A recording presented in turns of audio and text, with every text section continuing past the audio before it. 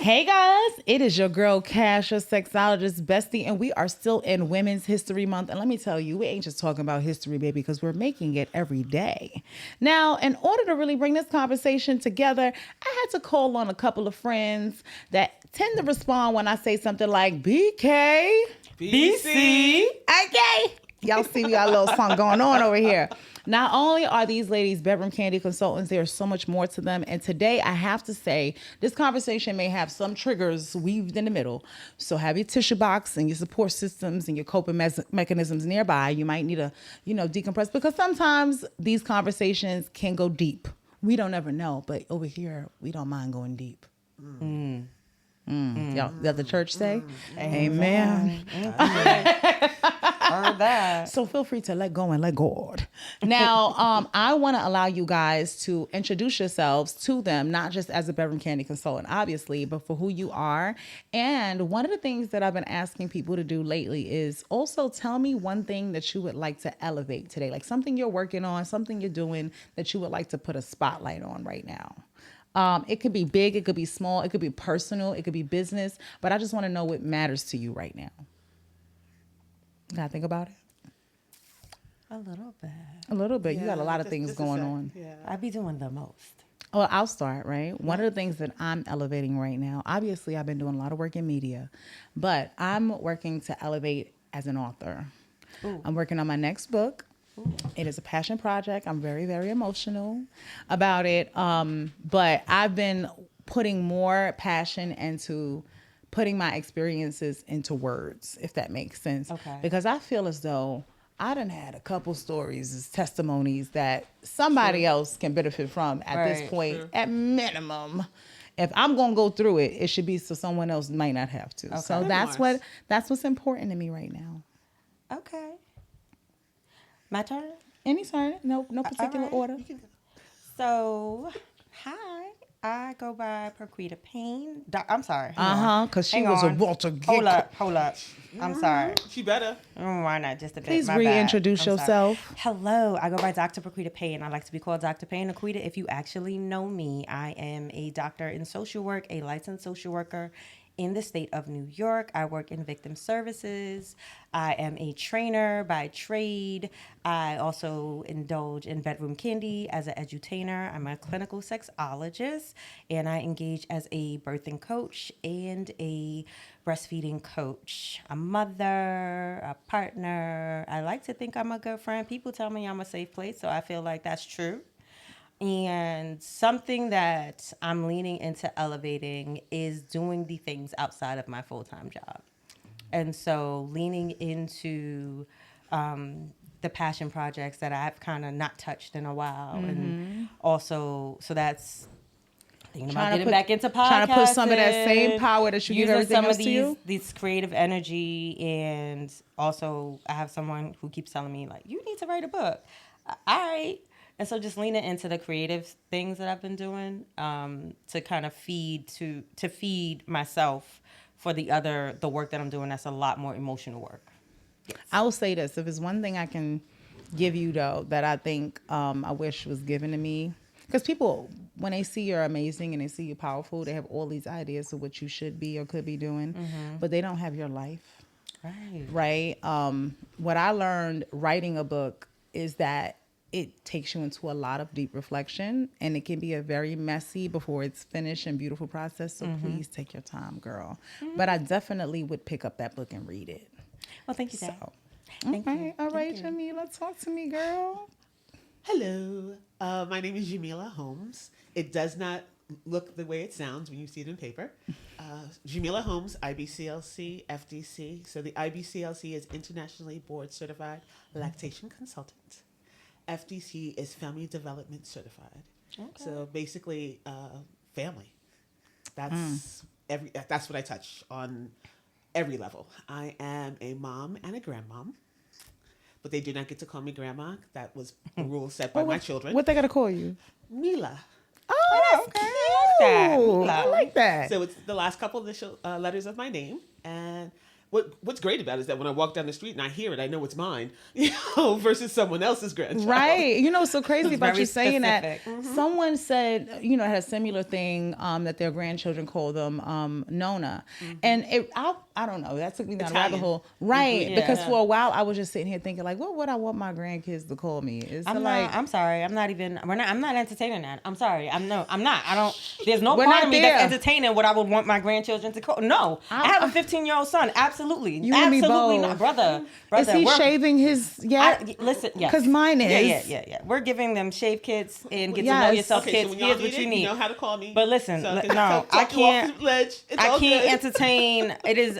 I am too close to his making decisions on his own that may or may not result in shenanigans to be considering There what won't I be would want my shenanigans 'cause you got him. grandchildren to He's your call mother. me. I'm gonna just go ahead You're and his say mother. that. There won't be any shenanigans. I'm You not. educate. I'm not. I But you do, but educate. I'm not stupid. I'm also not delusional. What that means is she knows that he is definitely, the balls are starting to hang lower. got I'm you. not But you know delusional. why I His say little that? facial hair is coming Yes, in. And whatnot. oh my God. Like, listen, no. So no. your Wait, son no, hold on. is the same Let us age. let us I'm listen sorry, to the we- wise. we digress. I'm Listen, we sorry. gotta Your listen to son is the same age as my first grandchild. Yeah, it's a lot. Okay, it can be, but remember, my first child was 24 when she had her first child. Good for her. And the trick was education. Before they walked out that door, they knew body autonomy. I had a 6-year-old tell a boy, "No, I'm not your cousin's girlfriend because I'm not allowed to have a boyfriend or a girlfriend until I'm 16 years old. I can have all the friends that I want before that. But anything that involves body touching, if I say no, it's no. She could do this at 5. I love it. Oh yeah, we're gonna play I that. mean, If I I say no, love it's it. no. And But it's literally us saying, and being also to knowing ourselves, saying, look, the reason why I gave you that age, because they ask, Right. is because I know your brains are going to enjoy some things that you may not be ready for. Child. So Listen, it's literally answering I'm the with questions. that, and also here's how You're you not do ready. things safely and make an informed decision. I am not foolish enough to believe that my child won't indulge in something. Mm-hmm. I'm not, and so I just need you to make choices safely because, young sir, I don't care how old I am. I'm not. No. You got to. Not ready You for got it. to get to the legal age before you out here bringing extra humans out. No. You know what? I will say this, right? Because obviously, there's Peyton and Caden, which are, one is turning 15 in about 2 weeks or so, and the other one is 6. But everybody forgets about the first child, which is Josh. Right. And he is now 25. So we in a different realm. We don't got no babies.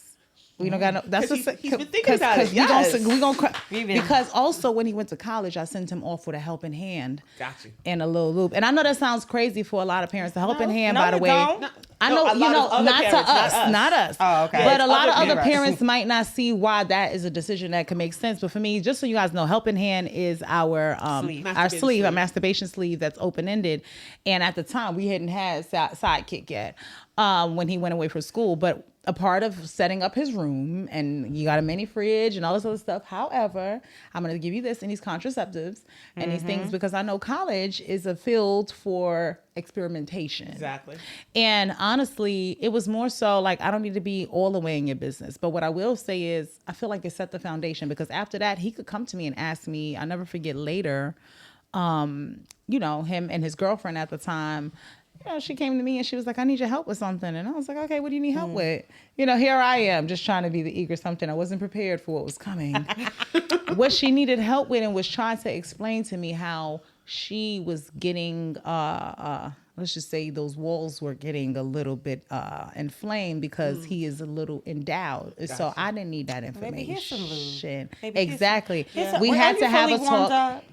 We had to talk about lube, although I did not need to know about his Johnson and the size of it. Y'all could have left those details In there out. with crumbs in his bed, dealing with nothing but friction and pain.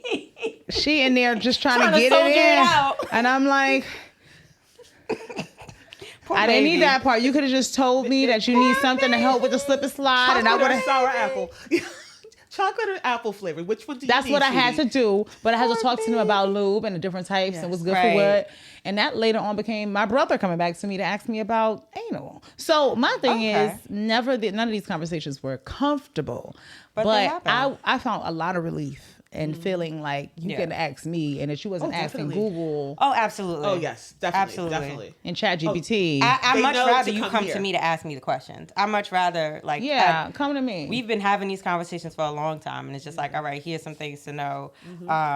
I'm absolutely okay with giving you a helping hand with some lube and being like, Exactly. hey dog, I don't need no crusty socks in my house. So Okay. Exactly. This Oh, is what you use this, clean it. This is how you clean Exactly. it. This is how you use it. This is what's done. And he's just like, oh, okay. Now what he did ask me that I wasn't prepared for when I showed him like, this is, put your finger in this is what this, he was like, wait, Ma, that's how it feels. I was like, I'm not answering that question. a little too much I excitement. was like, I'm not answering that question. Go talk to your father. Go ask your daddy. Go ask your Go daddy. ask your I'm not- daddy. that's too much. Listen, So the because there range are for me black is- fathers in our households. I was like, Yes. it's too, my bad. I was Well, like, that's not too my much for household. me. But, go here. And go I be know free. you done had it. You had to deal with 2 generations of it. Yeah, that's a lot. So, but wait, it's not even just the 2 generations. Even my own mother, because it was funny I'm at one curious. point. So when I was having the first one, who's now 38, we would You all got a hang out- 38-year-old Yes, I child? do. Black don't crack. You ain't Okay.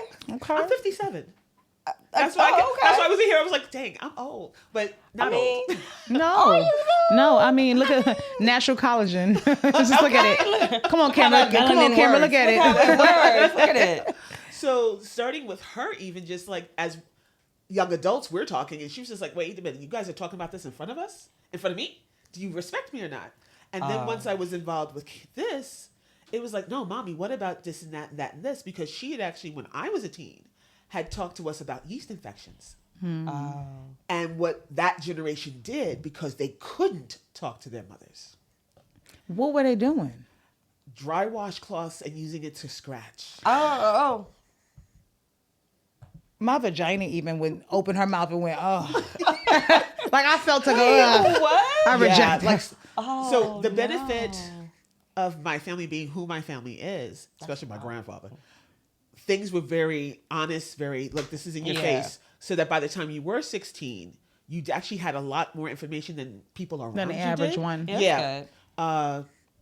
So, but with that, her telling me these things, I realized even for myself, I need more information because my peers don't know what they think they know. Like I had the blessing of being, so there used to be this book out there called The Joy of Sex, and my mother had a copy, and I snuck to go see what was in there.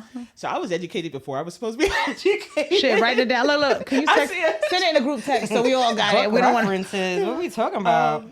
I'm seeing this before I'm supposed to see it. Okay. When I was a teen, I'm seeing her copy of the Kama Sutra that had been released at that time. So we're talking the early 80s. And my mother's household was, if it's Mama on had the the bookshelf, info. if it's on the bookshelf, you can read it. So there was carte blanche. Whatever was available to On the read, bookshelf, you can read it. I like want you to that. go ahead I wish and I read had it. that book because the book I Because- got was the one that had like the pictures of syphilis and stuff in Right, it. like the Oh, nastiness. no, I didn't get to see that until I was like 19. No, they scared me with that bright and early. They wanted to make sure right But out see, the that doesn't bowl. make you, that doesn't make you go ill. I'm not going to. It doesn't. If your no. brain is actually, if you're intelligent, there's more questions now. Right. Yep. Versus going, okay, look, this is what can happen, not the whole if you kiss a girl or kiss a guy, you're going to get pregnant. If we didn't have that. But I think our those who came before us, our grandmothers, our grandparents, great grands, and stuff like that, their access to certain information versus Right. ours is so different. So I agree with you because I know that if I showed that same book to my child, there would be a lot more guidance and understanding what they were looking at, as opposed to when I was younger. Mind you, this was my granddad, so I gotta imagine it wasn't that easy to talk to his grandbaby about sex, but he wanted to throw a little tip in the hat, and he was like, "You just gave me the book." Gotcha. And said, sit with Read that, that. look at that, read that, and stay away from these nappy ass boys. But he was trying. And he though. was He trying. tried. He put the best Too effort he often there was could. not- so, according to my grandfather, Auntie, I know you're going to dispute this. According to my grandfather, Not the disclaimer. he was a pimp at one point. Oh. Had a And brown. the plot Wait. thickens. Ready? Wait a So minute. here's the story. Story time. sometime. Oh, no, let me not do that. I can't. You know who I'm talking about. Some time ago. Living in Brooklyn. A He had a pimp. brownstone. A pimp? And he lived on the first floor. And the ladies lived upstairs. And when rent came due, they had to pay him. Interesting. That's interesting. Okay. Look, it's He a had business model. he had a structure. I was gonna say because listen, the business brain is hearing the structure. Exactly. But exactly. Oh, okay. This is what he told me when I was 16. although we do not condone. He was in the flesh trade, I see. He was in the flesh trade. That's how that's going. But I think to that he also effect, shared to me he wasn't violent. a lot of people, and so like 30s, 40s, 50s, folks that are a little older than us and that came before us, they didn't have access to the information. And if they did have access to the information, they didn't have access to an environment that made it safe to have those conversations. Yep. So conversations that I got, it was more so like, you better not do nothing. Or I'd get stories around choosing friends or being careful about It was more who scare you're around. tactics. It was Yeah, it was absolutely scare scare tactics. tactics, but it wasn't information on how to engage in something healthy Right. in a healthy manner. My household And was so- actually the household to and come so- to get questions. And so taken care now, part of what's landed me in this field, if you will, the field of sexuality and sexuality education, is the fact that like I was pissed as a young adult because nobody had enough conversations with me. Yep. I was like, how y'all not gonna like? I'm the baby of the family. First of all, y'all supposed to give me the game. Child, my mother, And and I'm out here wandering. I didn't get enough. I'm just out here just In the figuring it wilderness. out in the wilderness. I'm asking should've questions, been got all and you're these like, stuff. "Ew, you're my Reading baby the sister. coldest I winter can't tell you ever." that." Right? Right. Reading the coldest winter ever. Like, now that's interesting. That's interesting. How's that? I feel like I learned reading so- Zane as a Zane teenager. as like, a oh, teenager. how does that work? Oh, okay. No idea. Yes, but No you know, idea, no you know, context. to that Yeah. tune, and Like it's I had crazy. kids by the time Zen came around. By the time that came around, but you Right. know, and I even remember picking up the little hood books, you know, the little $7 books that had a story about the girl who always ended up with a kingpin. With the But kingpin, but with I the also, like you and people said, getting their behinds beat just because they had. Girl. I was just like, I can't. we read was this. out here winging it. We were out here winging it, and wish I, and and a I prayer. Historical romances. A wish and a prayer. okay, and a hope and a dream that Okay. that you ain't get caught up in none of that mess. Listen. And thank God, there's a lot of things that I might have went through, but there are certain bullets I I dodged mean, that I'm grateful for. for all intents and purposes, while I'm frustrated, or I was frustrated that I didn't get certain information, what I did have was enough people who knew who I was related to that kept me safe. And so I couldn't go nowhere because I looked just like my mother. And I couldn't go nowhere because everybody knew whose younger sister I was. Child. And so if I did go somewhere, they was like, oh, you wrong. Ain't you little someone sister? daughter? You are your little sister. Oh, you PQ daughter? Yeah, you know what? I'm just gonna go. I'm gonna head out. I'm telling you. Because I think that also kept me safe. And so I was always adjacent to shenanigans. Gotcha. But not And so in I it. had friends who were, in retrospect, probably trafficked. But I Wow. had friends who were absolutely being harmed by Right, by older older men, people. older- yep. And I was adjacent to some of the situations. get and I exposed to it. knew Right. about what was going on, but didn't know what was actually going on. Well, you know, now that and you it's say that, kept me Quita, safe in a lot of spaces in my life in retrospect because the community knew who whose exactly I you was. were, and they took care of you. You know, Yeah. and I think a lot of like my mom was very much so like that to my whole family. Right. All right, the whole people knew them. But to what you just said, I also had to acknowledge how my relationship with trauma wasn't just reflective of my own experience, Right. because people take for granted that exposure to certain things, even if you're not directly experiencing it, can still have those. It's like Absolutely. I don't have to go upstate to sit in a correctional facility to be afraid of what that experience might be like. Right. But it's so crazy how this conversation just started, and I'm very big on alignment. Because a part of what I wanted to talk about was the access to the information as it relates to the motherhood experience, specifically the conception, the pregnancy, the postpartum, that I feel like even in this day and age, there's still a lot of misinformation. But what's been there's pros and cons to everything. Right. Social media can sometimes be the thing that I'm like, please don't listen to. But then it's also the thing that's bringing awareness to a lot of stuff that's been happening for all this time, but now there's video of it. Right. And specifically, I don't know if you guys seen recently, there were two things I saw. One of them was a doula who died giving birth recently. It was a big deal about it.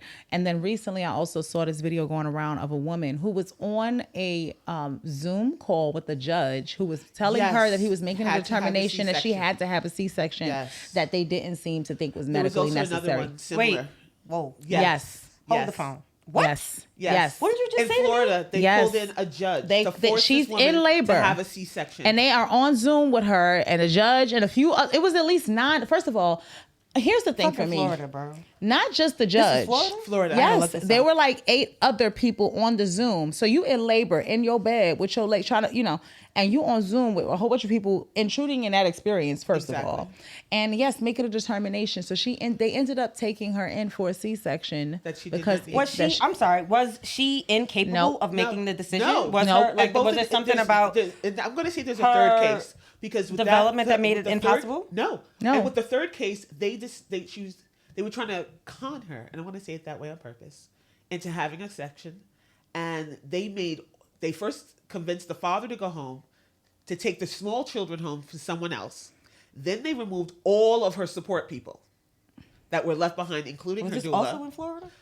Yes, because the doula, I seen this. Yes, because the doula was even removed from the room. Show us the policy. And they refused to show the policy written that this woman. Now, mind you, it's a federal law for people to have a support person.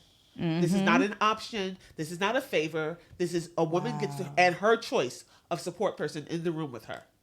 And they kicked everyone out, and they forced her into a C-section. Yeah, and honestly, I've only had natural deliveries, right?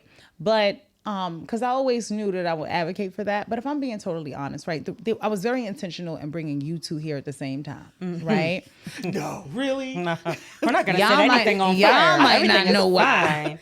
Y'all might not know, but I'm gonna tell you.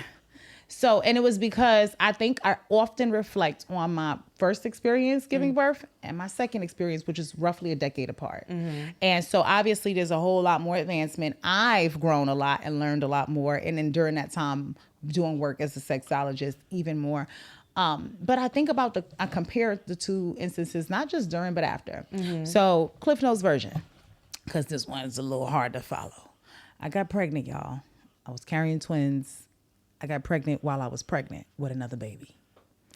That's it. It's called superfetation. Go ask, chat, with Google, one uterus. Whatever. With one uterus, yes. What essentially happened is my second pregnancy developed in a separate sac, right?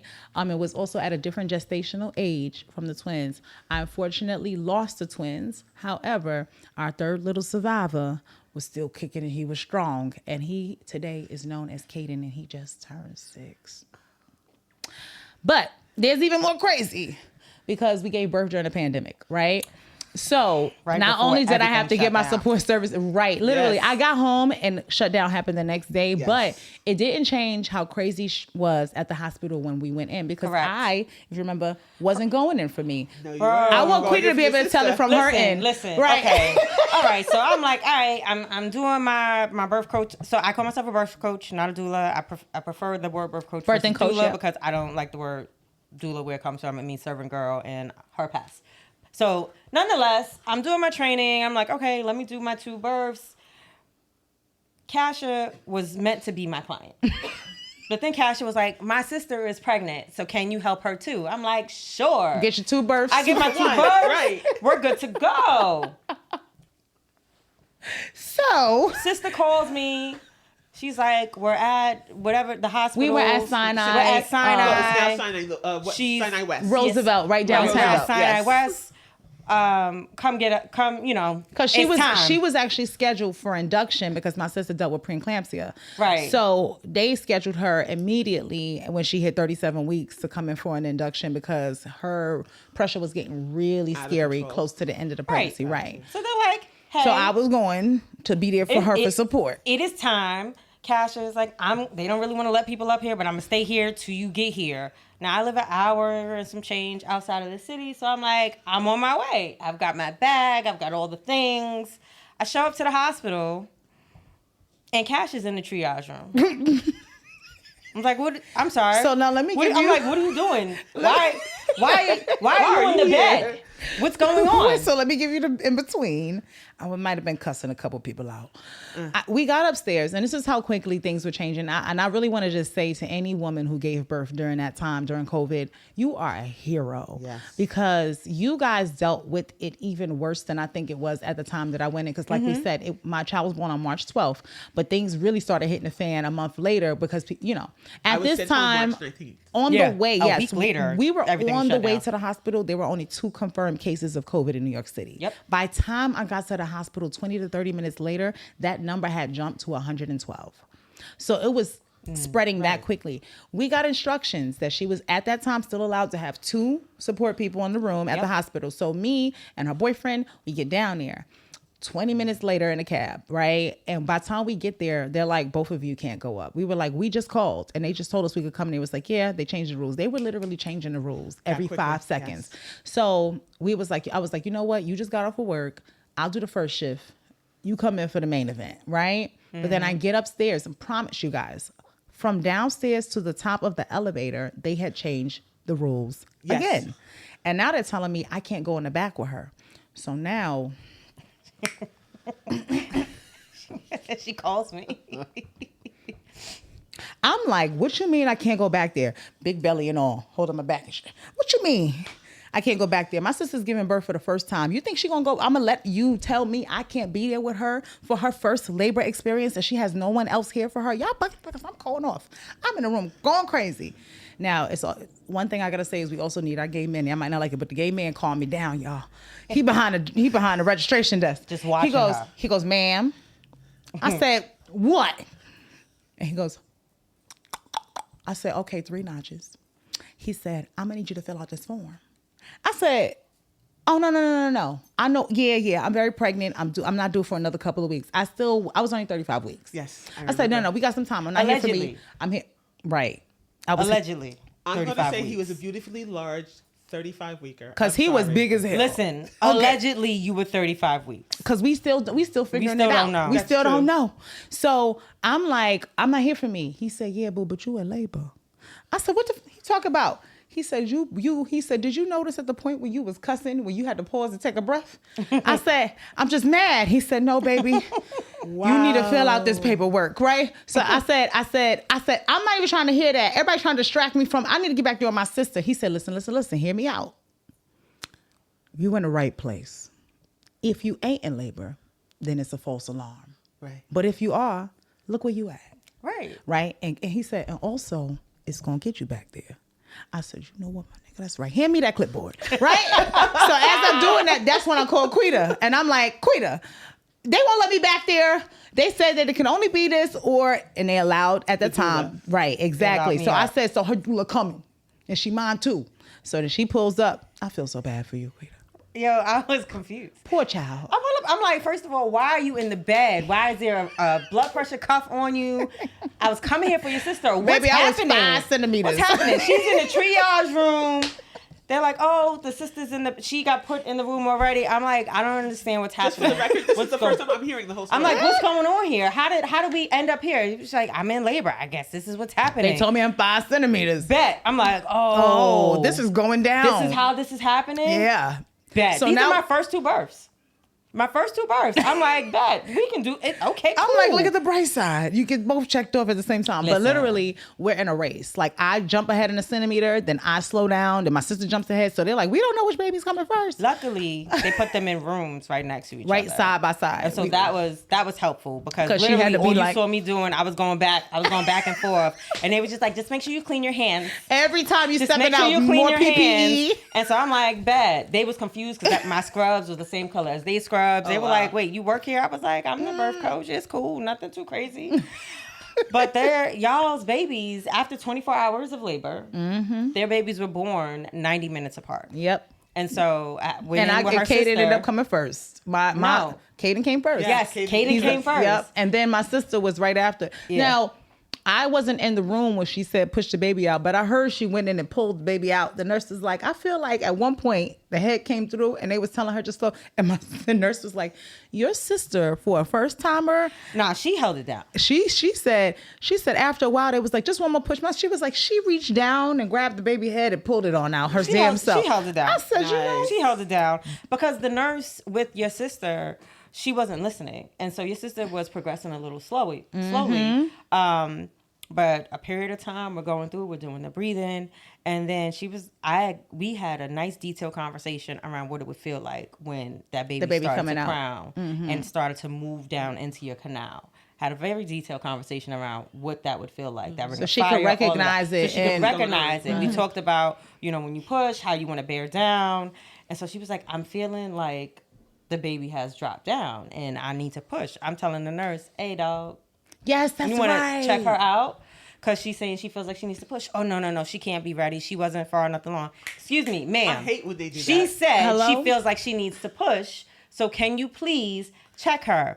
She checks her. She's like, oh, let me call the midwife. No shit, bitch. And that's why you need some. It's No, like- seriously, because so much. So, and that day was so crazy for so many so reasons. much Because happening. I wasn't prepared to go into labor, obviously, but also I had a lot of trauma. So I was, I feel like for the last several hours of my labor, I was shivering. You were. The whole time. I couldn't get warm. No matter what was going on, and You were bleeding from the epidural. girl, it was a lot going on. Yeah. And I can say that even to this day, there are parts of that day that I can't even recall of the birthing experience because I felt like I was that delusional. Gotcha. And so I know if I didn't have her there to be able to be like, What are we doing? what are we doing? And Somebody check her. It's crazy because I wasn't prepared to advocate for myself because I was too out of it. Experiences, there was a vast difference in the two experiences, and that your sister was a planned induction with a nurse midwife, and so in the room it was just the nurse midwife, myself, and the nurse. That's it. That's all that was in there. No, but in your room, my room, it was like 18 20 people different in people. there What the heck? because Yes. it's a teaching hospital. But the And consent? so, and it's not clear not if only they did got they not full consent. but they also made an error that day. I don't know if I ever told y'all. I didn't find out till 2 years later. Oh.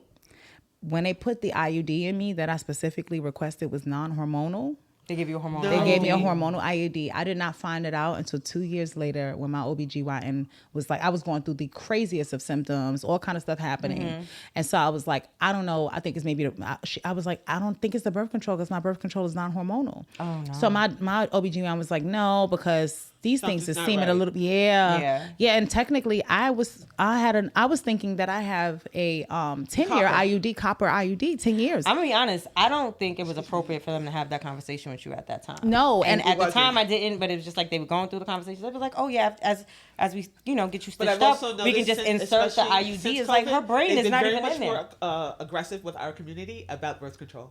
yes. Because even in my role, I have to, because every time I turn around, oh, she's going to get Depo.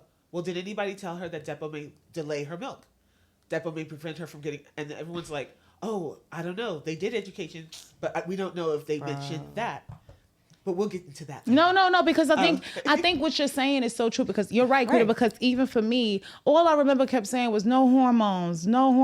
That's all I kept saying. Okay. Yeah. Right? And so for me to discover 2 years later That you were given. that y'all did the exact opposite, I gotta tell you, I was So is there anyone you're enraged. talking to about this now? I've had conversations about it, but you know what? There's a window for certain malpractices to be caught. 18 months. And I'm like, how would I have known it was inside Exactly. my vagina and not scheduled to come out for what I thought was 10 10 years? Right. Exactly. Yes. So unless I wanted to conceive. Yeah. But I had literally started having so many things in my, like everything not regulated, and later on learned also that perimenopause came into play. Early onset, go figure, because I conceive multiples, I am going through my egg reserve a little faster because there are times when I ovulate and I drop 2 eggs. So I'm actually an earlier candidate for perimenopause because of that. So all the things we don't know, things we didn't know that we're learning Right. out as we go. But to the point that what you said, Quita, I felt like every time I looked up, I was seeing 20 people in the room. There were at least 6 additional bodies in that room that I felt like didn't need to be there. No. I've never in my life wanted to punch a nurse so bad. For not advocating for her patient? Not advocating for her patient, but the dude. The dude. So now, the entire time that Kash is in labor, the brown-skinned nurse, she might have been Indian, I'm not sure, but she was doing the checks the whole time. She was doing the checks. This man puts on a glove and decides he's going to do a check, and he's just up in there. And I'm like, what are you doing? He doesn't even have a frame of reference to know what he's feeling for, so he's just up in there. And he's like, I don't know. Move, stupid. You're not supposed to be in there. And it was very painful. And it's just like, what are you doing? What are you doing? And then the nurse was like, what are you doing? She was like, you don't even have a frame of reference to know what it was before, to know what you're feeling for now. I've never in my life wanted to become violent, but I knew that wouldn't have helped you in the moment. And so I held that. But it's for real because I'm gonna be honest with you guys. I'm the biggest mouth in the world any other time. I could not advocate for myself. It's harder to advocate. You were for in too yourself. much pain. Way too much. And then once they start giving you all the other things to you're almost like a zombie to some degree. Yeah. I could feel pressure. That was all I could feel. But that was it. And even down to the point when it was time for me to push and I was like, I'm ready. They did the same thing to me. They were like, It oh, was you like, can't you be were ready. just 7 centimeters a second ago. can't I'm be like, ready. I'm telling you, and this ain't my first rodeo. I know this feeling. Right. I know that this baby is coming. And I was like, my child is coming out right now. Lo and behold, what happens when you open your legs? Because I don't think I pushed more than 3 times. Oh, look, it's a baby out there. Is that hair? Oh. Whole head full, Oh, no. child. I didn't push more than 3 times to get him out. I don't know. It wasn't. It was a pretty quick. Once we Once got it to was that time point, to start pushing, Right. it happened pretty quickly. these hips, that's the way, they say childbearing hips. That was the day I learned Them what hips that was like, really yeah, I was. got you. Yeah, my whole pelvic floor was like, hold on. We got a little room on this side. Let me work that out. But Yeah. you had a lot of back labor pain Yes. too. Yes. And so I know that was harder. It was very That was hard. harder, too. It was I very don't- hard. Listen, I know you had the episode. I feel like it didn't work for you. No, but no, that- no, it did was- not. Yeah, I was 'cause going we to say, was- because if you're feeling all of this pain, that Listen, epidural did not we work. was I felt in there everything. because What's and crazy what it is how was, it common came that out. is.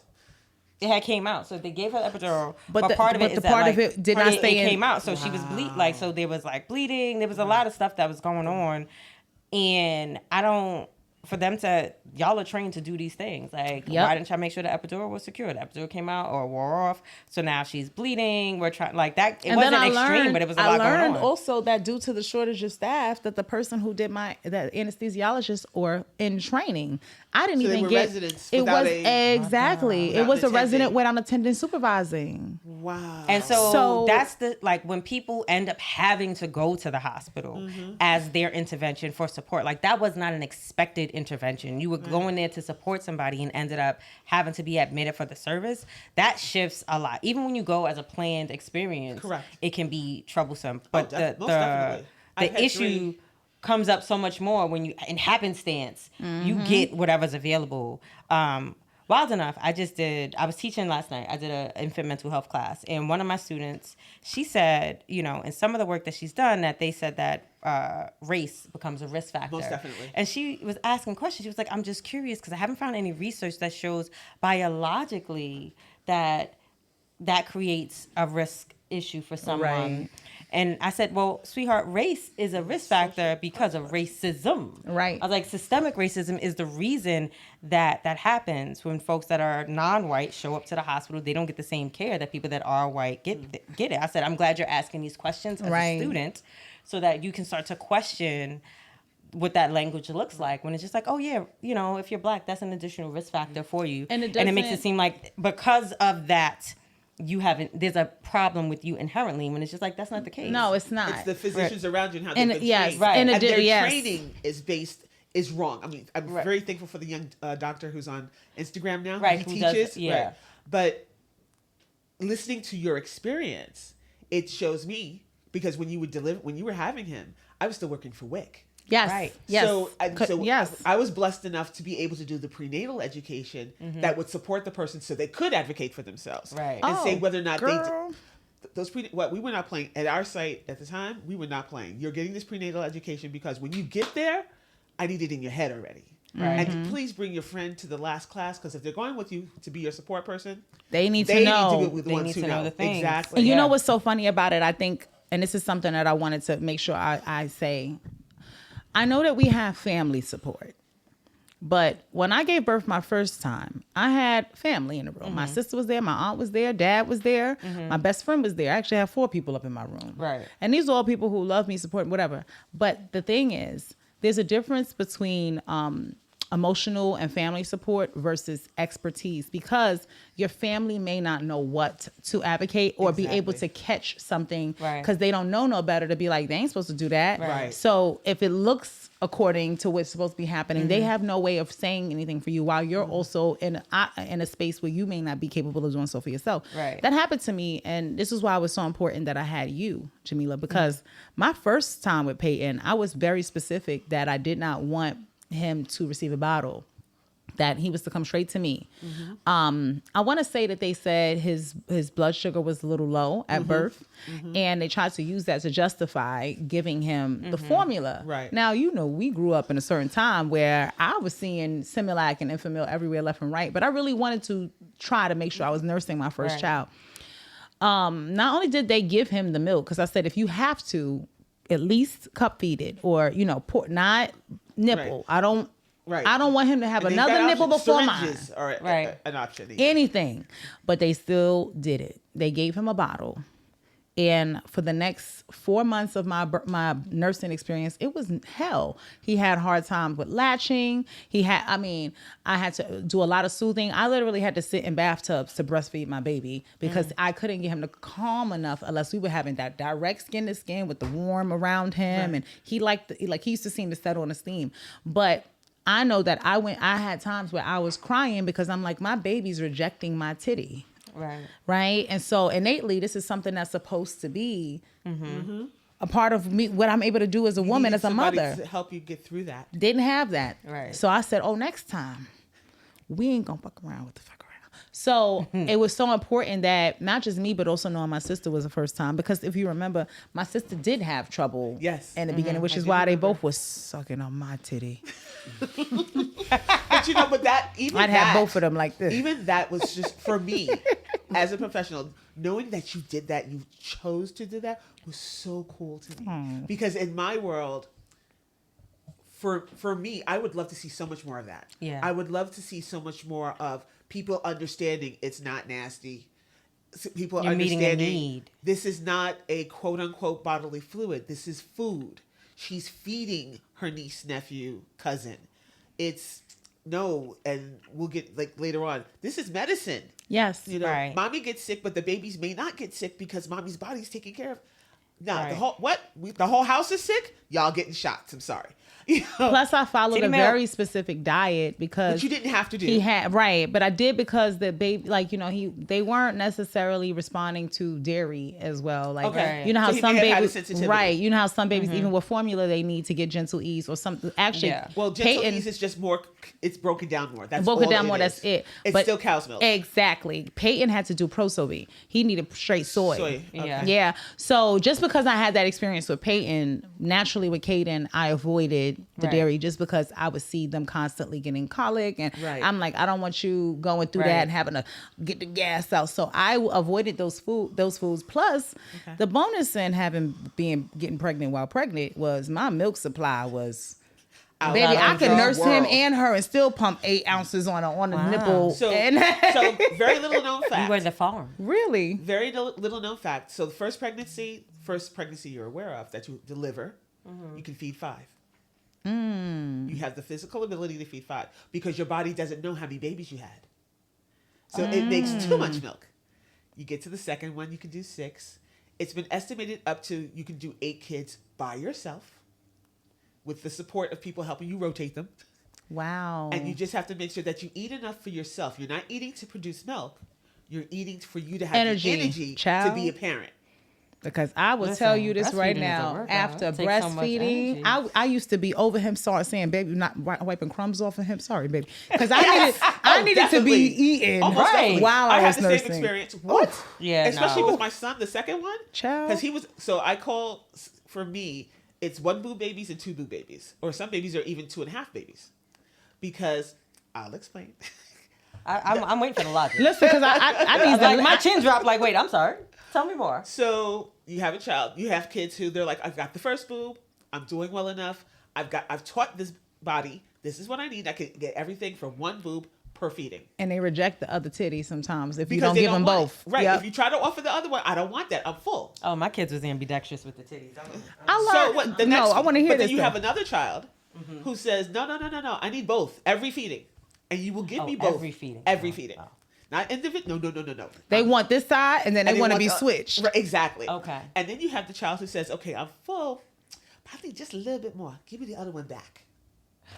So that's the boob and a half child. Because what we have to remember, we're not only the original bottles, we're the original pacifiers. Oh yeah, that's true. And some kids do need that extra time just to chill. Just to be right on it. Yeah. Listen, I'm pro breastfeeding. I love the breastfeeding journey once I got a good hang of it.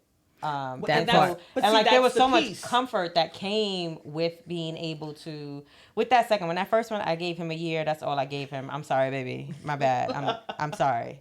But you did what you I gave him a year, right. and it worked. That second one, he had 3.5 years. We was chilling. I went 3 years with Kate. I did We was 3.5 chilling, with my last but one there as was well. so much comfort that came from being able to successfully breastfeed. And honestly, I felt like boobies solved everything. They did. It didn't It matter does. what was wrong. But Whatever the problem was, I'm pulling my titty out and it's gonna be fine. It's gonna stop. It's gonna be fine. And sometimes he didn't even need to be drinking from it. You could Sometimes just he be just on needs to it. be. So here's the thing about breastfed kids, and I don't Well, know you if it's know how breastfed much kids, he got addicted but to they would always not an addiction. happen is that they would just chill right here. Yes. So if I was holding them, the hand, Goes they in. would Would just just be chill right there. here. They This is love just just where they to found their hold it. comfort. Where it's just be like, I'm just gonna hang out in my here. old age, I've decided it's possession.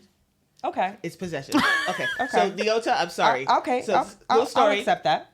where Sunday morning you're chilling, relaxing. She's about 2.5. So we're not at morning coffee and nightcaps yet. So she wakes up, she gets in our bed, and she's nursing. So we're all three laying there. It's quiet.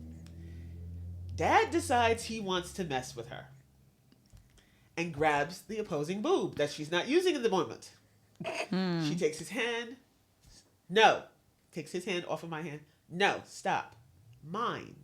I mean, She goes back to eating. He grabs it again. technically, she's right. No. Mine. No. Listen. These her titties. Listen. No, they're not. Listen. If she's still nursing, them her titties. No. Hold up. So he thinks it's cute. He's laughing. So when he tried the third time, she sits up and looks him in his face. Daddy, stop. No. And nurses on the one he's messing with. So then he tries to come around to grab the one she's like, and mind you, when she started nursing on the left side after she comes off the right, she put her hand over the right. Those, like I said, those Nipple was blocker. hers. Hold on, was I'm not done hers. yet. Wait. So he's trying to grab it and they're fighting on my body. Oh, because for you it's like they're mine. Exactly. Right. To which Yes, they're yours. Exactly. And to which they I were got hers. up, took her off, pushed him away, scooted to the end of the bed, turned around, and let them know, excuse me, no, not yours, mine. Because even he started the whole mine thing. Nobody gets titties. You- Go into the kitchen to start making Nobody- breakfast. Guess nobody who gets apologized titties. first? The baby. Of course. Because she needs her comfort. She needed her nuts. She needed, I'm sorry, she needed to Mama. make sure that you understand. sorry, I Listen, need we got to be Popeyes. good. I need some of that. I need the Popeyes. My bad. Exactly. She's like, those are, wait, Listen. mommy didn't let me have the nanas? Hold on. Yeah, Hold yeah. on, Don't let's pay no fix mission this. mind to him, But Ma. let's- It's just, Let's fix this. I need that. But the funny thing is, though, men will often, I've heard them say, but those are my titties. Bro. And it's like, dude, is she your lady? I shared or them she with your you. possession? Because that's her body. And That's she's sharing herself. That is also a bigger conversation around how folks navigate relationships and True. possession and what that looks Oh, like. I have relationships and in the being able to outline. have that conversation around. Yes, there's sometimes there's this innate possession when you're in a relationship with someone, but let's also, the root of this is that we have decided that we are sharing our bodies with each other True. with implied consent that's also continually engaged in how we interact with each other. I think I've seen situations where relationships have fallen apart once a child came into play because the man has felt, I've lost you, I don't have any attention from you, or like that you're sharing your body with, like you're jealous of a child, and it's just like, Exactly. I'm sorry, the way that biology works, the child This is what needs I'm me, supposed to do. it's like Right. needs this, Yeah. and so. But I think that that's a larger conversation around how folks are navigating, definitely. Well, you know, navigating I'm- relationships and how people are Couple are approaching approaching it relationships when around like possession versus partnership. You know what's so interesting about it? There's actually strong data around it, right? So I want to give y'all a couple of stats.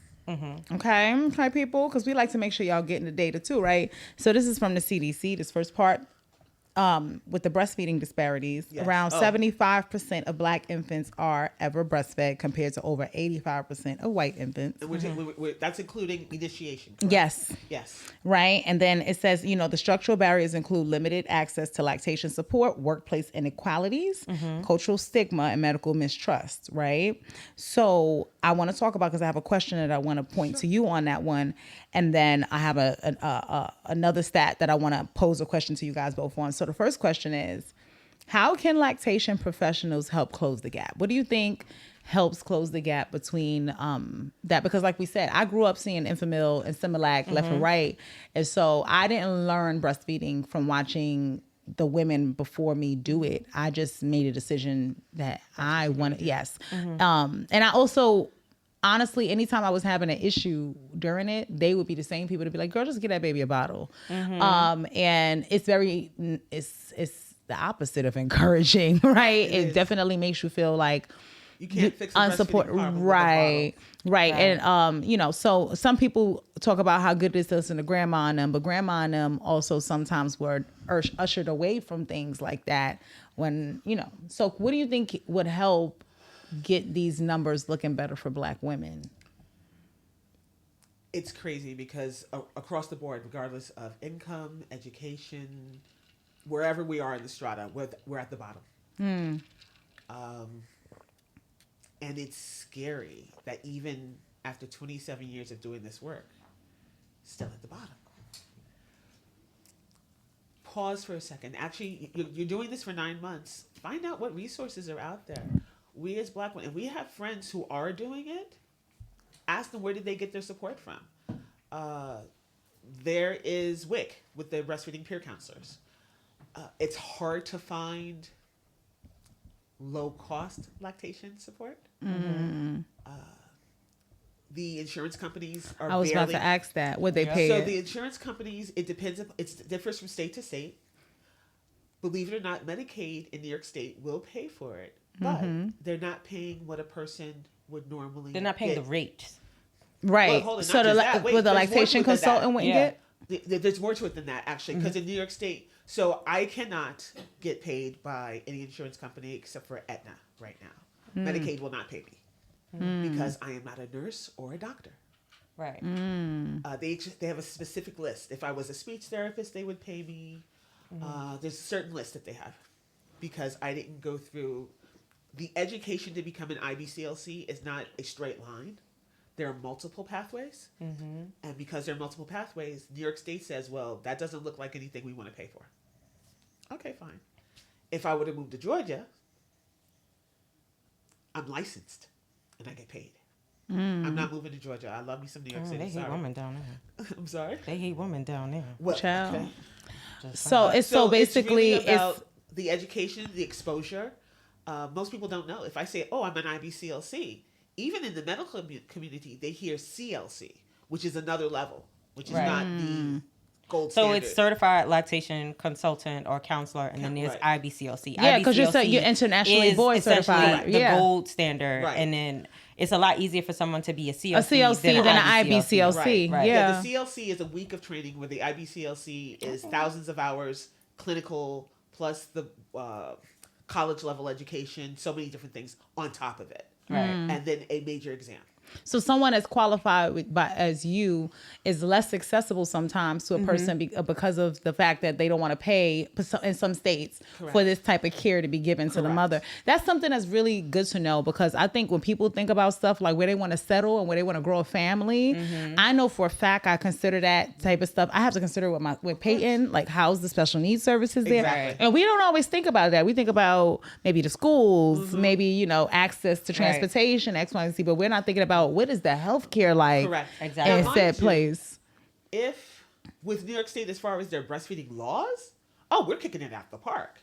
Your employer must provide you with time and space for 3 years. No other state has that. Go ahead, New York. We also even give our prisoners access.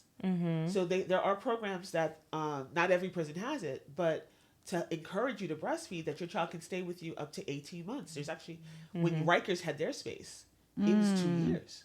all to make sure this little person was breastfed. Breastfeeding in public. It's a civil right. So we got a labor law, we got a penal law, we have civil rights laws. So the civil right to be breastfed for the child, and a separate law for the mother to do it, and she's not arrested or ticketed for indecent exposure. Right. Correct. Oh man. I'm getting arrested. Or there was a woman pulled off the train because she was feeding her kid, and people went and got the police, and the stupid police officer took her off the train. So can I tell you really something? That dumb that you don't know what breastfeeding is? I be trying not to engage in my rage, and every time I try not to engage in my rage, I hear a story. But you know what it is? The more you want to flip the table, right? The more you know is really important, because I was actually on a plane. We were flying to London, right? I was coming through the UK going to Africa. At the time when I went, I was still nursing, so I would travel with my pump, right? And because he had milk for days at home, but I would still pump and store. So you know what, you're allowed to fly with the frozen breast milk and stuff like that on board. You know, carry your stuff. So I would keep. I had the Euro pump that you could put in the bra, that was that had no cords and nothing like that. And you actually got yours when it was just. I just it's started called to get better. Evie, I think it's LV or LV. Yeah. That was just when LV was getting good. It was good and good, right? So it didn't require any cords, any wires. You could just girl. It's a cord-free. I see them now. I'm like, ooh, that looks nice. And it's very convenient because even with your shirt or stuff, like, it's still not as visible in a thick bra. Right. You can't tell that I'm nursing. Right. So I would do that on a plane. Now there was a mom on the plane nursing her baby. Now, this is where it gets into play, because I'm like, airlines are federally regulated, and I'm trying to understand this, but someone was complaining that she was feeding her child. And, they came over and they were trying to say something to her. She was really, panicking. Now the baby's crying, and now this is going on. But me, I got a bag full of milk up top, right? So naturally, I get up and I go, listen, I don't know how comfortable you be with this, and I don't think that what they're doing is right, but your baby is in distress, right? So I understood you want to advocate for yourself, but her getting angry was not helping the child calm down. So I was like, I got breast milk right up in the overhead bin. If you want, I will give you, I'll tell you what I eat, what I don't eat, whatever. Right. But I was like, I just want to get your baby calm.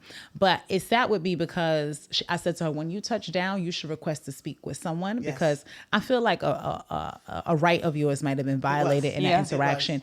And I also feel like the airline should have did a better job at protecting her. Yeah, the steward's responsibility was to actually tell the person who was complaining to mind their business. Pretty much. Because first of all, who would rather have the crying, screaming child versus a quiet child? You barely know it's on the plane. plane. That baby a titty. Okay. I'm gonna say not only on the plane, on the train. I'm gonna say baby a titty. Let them chill out. Right.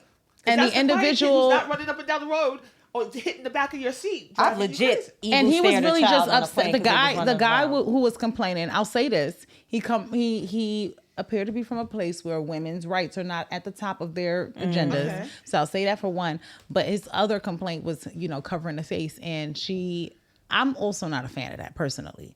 I don't eat with a blanket over my face. Right. So I've never been a fan of them having to be eating and with less oxygen and whatnot, especially in the air. So, he was complaining about that. And he was, they were like offering her, can we give you a blanket? And she was like, no, but it just goes to show, because this wasn't that long ago. It was a couple years ago. Right.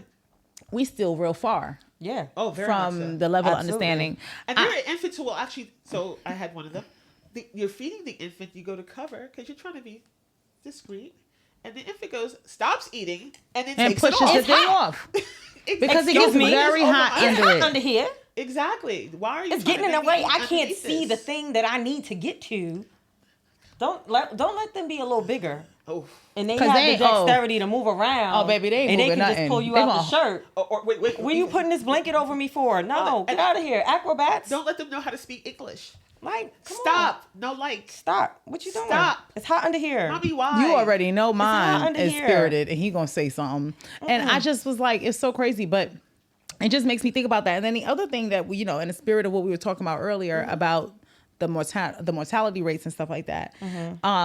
This is not new information, but I'm going to say it. This is from CDC and NIH.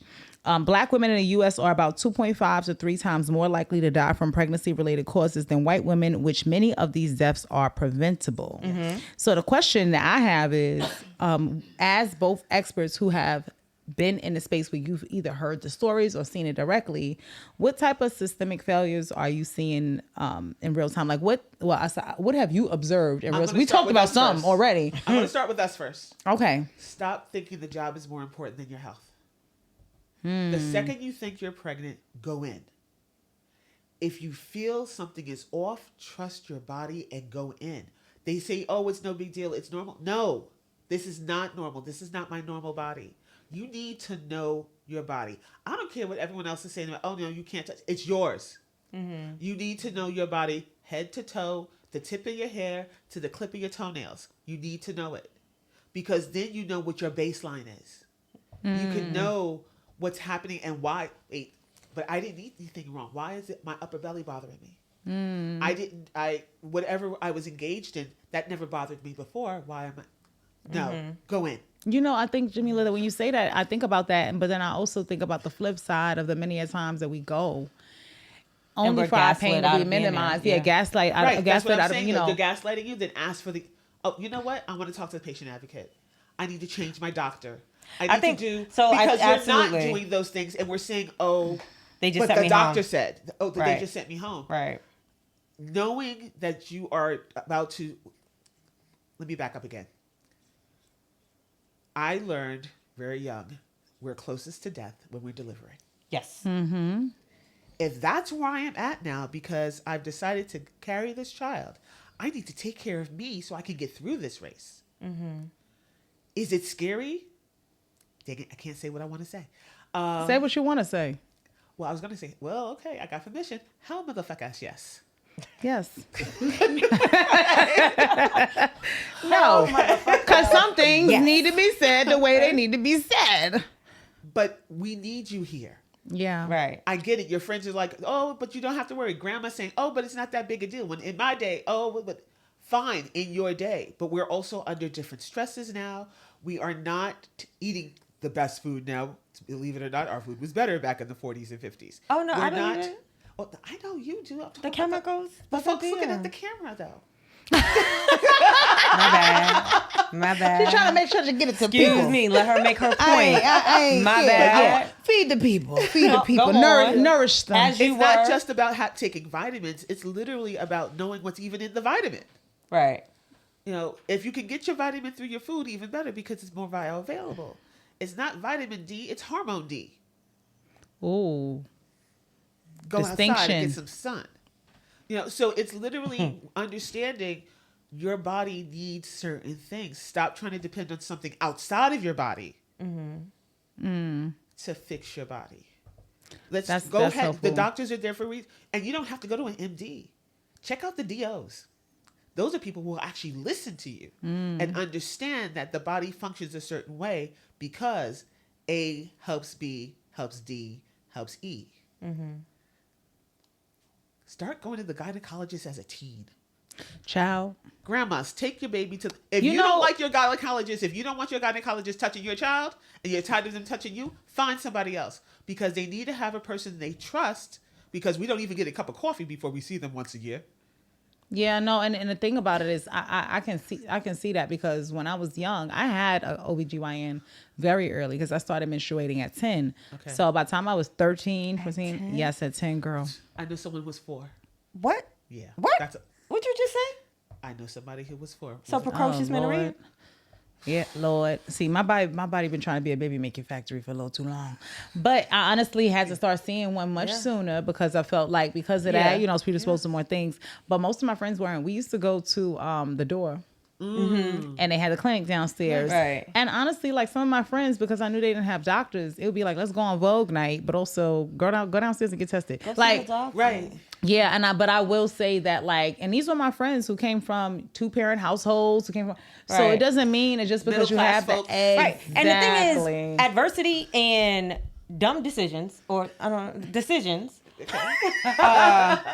She said what she said. Uninformed decisions. Uninformed decisions. I like that. They don't Like, that's not, nobody's absolved of being able to make uninformed decisions. It can happen to anybody. People can make any type of decision that's going to impact their life, that's going to shift something for them. And socioeconomic status, access to like, having more information, yes, it can help you have more information so you can make a more informed decision. But that also doesn't absolve people from making things that will change, decisions that will change their life. Right. Engaging in activities. Because having information, identity, none of that behavior will determine itself. Correct. And anything can happen to anybody. But I think, to your point, the taking care of yourself is as part of one of those first things in closing the gap around some of the disparities that occur. Yes. So having access to information, having personal permission to actually create the boundary to take care of yourself. And use those programs that don't feel like you have to go to your local doctor. I'm sorry. My first gynecologist was at Planned Parenthood. I took it upon myself. I was like, you know what? This is here for kids. And at the time, there were even some services that were free because of my age. Let me go ahead and do this because I need to make sure that I'm okay. You know, not even just about whether or not I had an STD, but am I healthy? Right. Especially knowing the issues that my grandmother had having my mother. Right. My mother was born when my grandmother was 35, but she's my mother's firstborn. They didn't do that in the 40s. 35. Yes. So, you know, understanding that there may be some history that I need to be aware of. I'm so happy that you said that because I think that is the other reason why I recommend having an expert. That's why I recommend having a birth and coach or doula, because very plain and simple, most health professionals are not trauma aware. And so a woman like me, like you said, my birth experience for my sisters could be very different, but I also had a heavy layer of trauma right before giving birth to this child. Right. And, you know, that changed what any birthing experience was like for me. I had anxiety to the day I saw him. You know what I mean? So any woman who's experienced child loss in any way, shape, or form during the, you know, gestational periods has a completely different experience of pregnancy. She's more afraid. She's more prone to depression. She's more prone to postpartum. She's more likely to not attach to this child while in utero because she's like, I don't know if this child's going to be here. Exactly. I lost children at almost 5 months. I was almost on the labor and delivery floor, you know? Yeah. And so when you think about that, you think about going through my next pregnancy, I'm like, I'm not at peace until I see his face. Right. And even then, now, you know, you can get late to the curve. So I will say to you guys' point, there's a combination of that. But I also don't think it's harmful for women to see counselors or therapists and things like that while in the pregnancy and thereafter. Absolutely. Listen, So y'all. perinatal mental health is this thing that doesn't get talked about enough.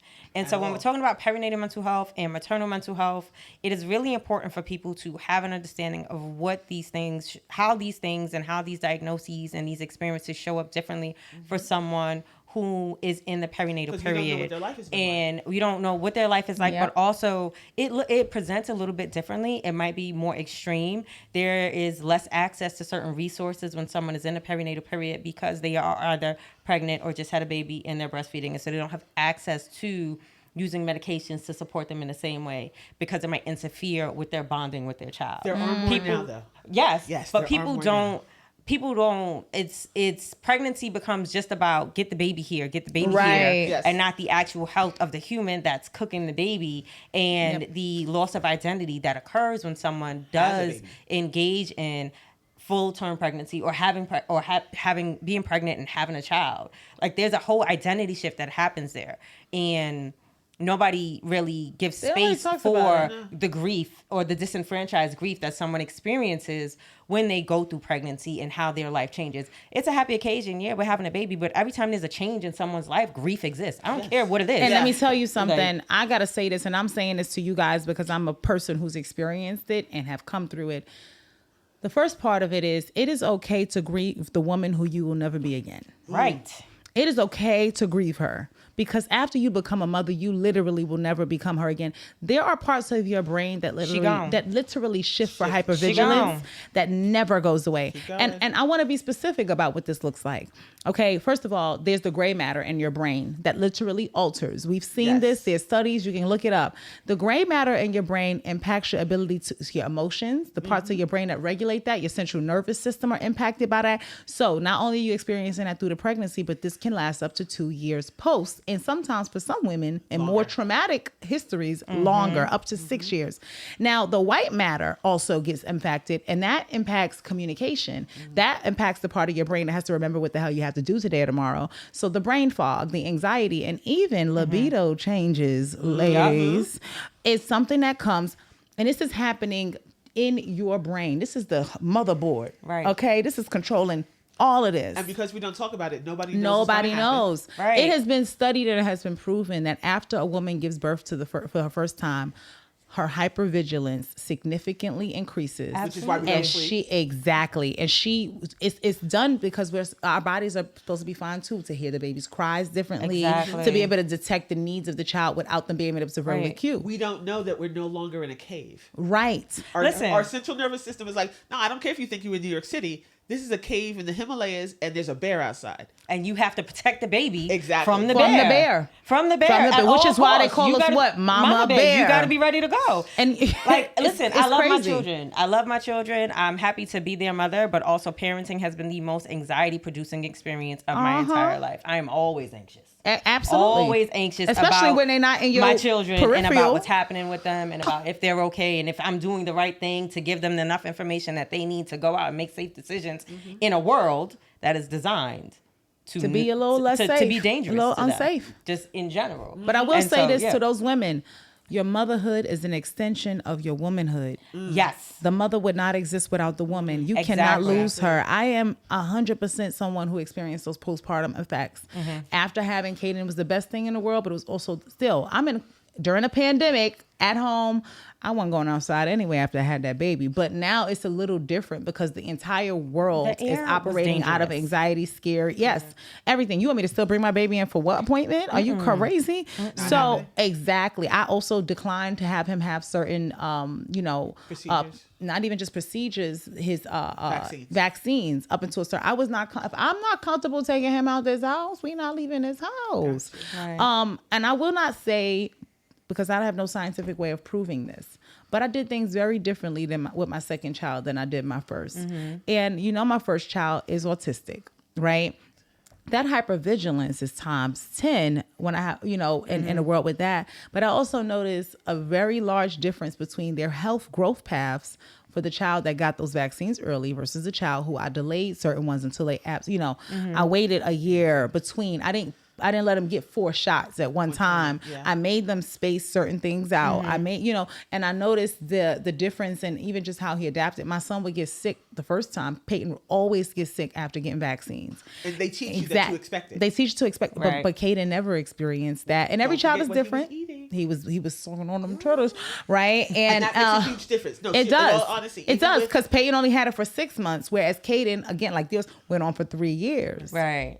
It's So dose relative. That changes the concept of things when I think about how my children engage with like illnesses and how my youngest one, my older one has allergies or whatever.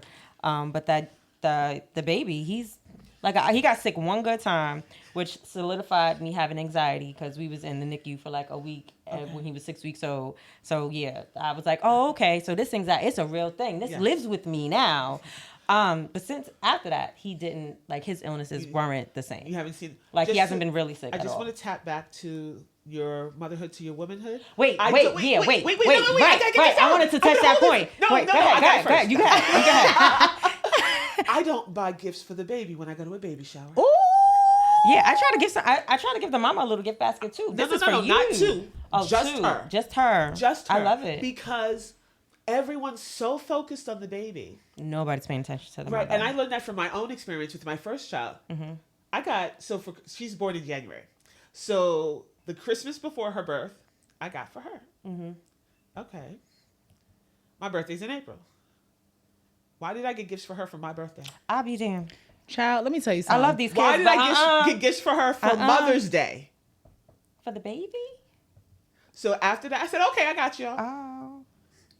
I'm buying for mama. You know what's so funny about that? Because I Wait, real quick. Go ahead. No, to no. the point you Say said what about the gonna woman, say. you were someone before you were someone's mother. Yes. Like you were someone, and whoever that person is still exists, but before you decided to have children or before you became someone's mother, you were a whole person. Yes. And you were still entitled to engage who that whole person is and wants to be.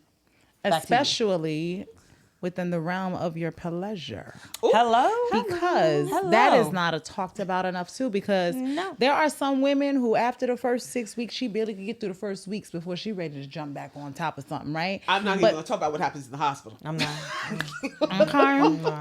Okay. Now, every woman is different, but there are some women who significant decrease in libido, but also just body comfort, image-wise. Your body changes after birth. You're looking at this new body that you have to learn to love the way you maybe love the other one. Don't let you have had a little bit of feelings about the old body, and now this is layered on top. There were so many things, but I'll tell you something, and I'm going to be very honest. I'm going to be very vulnerable right now. I'm going to try not to cry, because every time I think about it, it brings me there.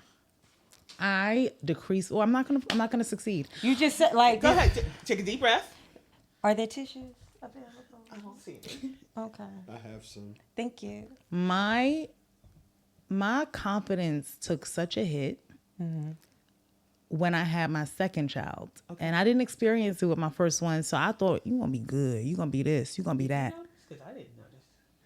You probably so here's the thing. Noticing some... That does, so it means nothing. What we when see... I say notice, I don't mean just, she's all good. But kind of be like, wait a second. No. Sixth sense saying something's a little off. So we're in an intimate moment with her. We're helping her with breastfeeding. Right. But my observation of Kasha is that Kasha takes care of everybody. Yes. All the time. Kasha, you always are like showing up, making sure people are good. And I observed this. I forgot whatever you did in Harlem. You did something in Harlem. I did. And you was up and doing the... I'm like, she just had a baby. She's doing the waffle. She's doing this. She's doing that. And I'm like, what are you doing? It was at the convention. Right. And I'm I'm like, she takes care of everybody. And I think sometimes it's important to pause so that the caregiver can be cared for. And so noticing whether the confidence took a hit is moot.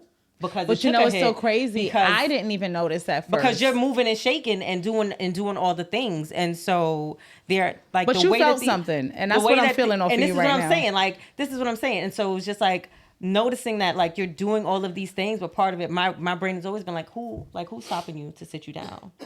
To ensure that, that's like, cute. You get exactly right. Like, who's stopping you to sit you down to make sure that you're. I have someone who stops me now, and blessings. I love that for you. Yes. I love that the gaps are filled. Yes. In the way that you need them filled, so that you feel cared for. And so just looking at that, like, it is.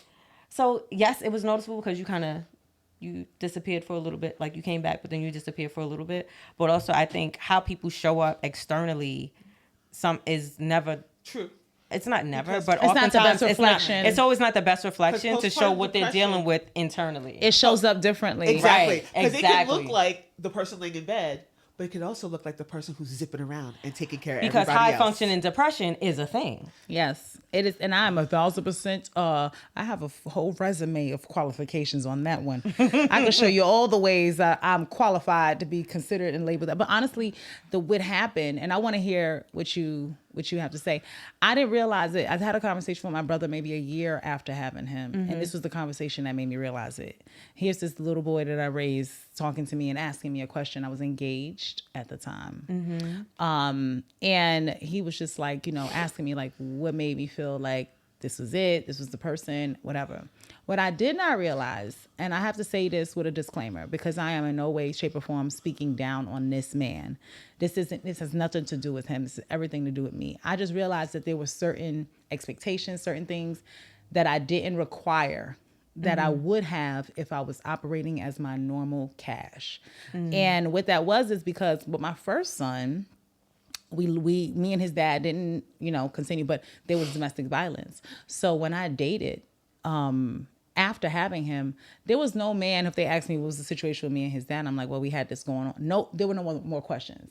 No man judged me for choosing not to be with a man who put hands on me. But now with my second child, his father me and his father had an 8-year history. And at the time of having him, he was gone. When I want to say after my 5th month of pregnancy, he was not really a part of the process at all.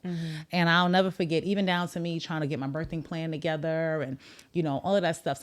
His responses were just so cold. And I had started to adjust to saying, okay, he's probably really not going to be a part of this like I thought he was. And then afterwards, that became a reality when he wasn't, you know. So then I'm like, I have to date again as a mom of 2 with 2 baby daddies. Somehow that made me feel like my stock went down. Because now I have to explain how I allowed myself to get here 10 years later. 10 years later. And it made me expect less of a man. Like I lowered my criteria. And my brother said to me, as he was talking to me, he was asking these questions to me. And I was like, well, these are the things that I looked at. And he said, I always saw you with a certain kind of guy. Like, and I'm not saying this, he was like, but I'm like, I told him, I was like, well, I just feel like at this point in my life, it's important that the kids have this, the kids have that. And he was like, you shitting me? And this is how he said it to me. He was a teenager. He used these words exactly. He was still in college. He was like a sophomore or freshman. And he was like shitting me. And I looked at him and he was like, excuse my language, but are you shitting me? He was like, are you kidding me? He was like, I look at my sisters, I look at you, and I'm like, yo, I'm always talking about you. I'm like, yo, my sister is the dopest thing in the world. And I'm hearing this boy speak to me and I'm just like, why am I not seeing myself as that version of me no more? Who are you? Are you Caden's mom? I'm gonna cry. Are you Peyton's mom? Is that all you are? You know what I mean? Are you just the person who's there for everybody?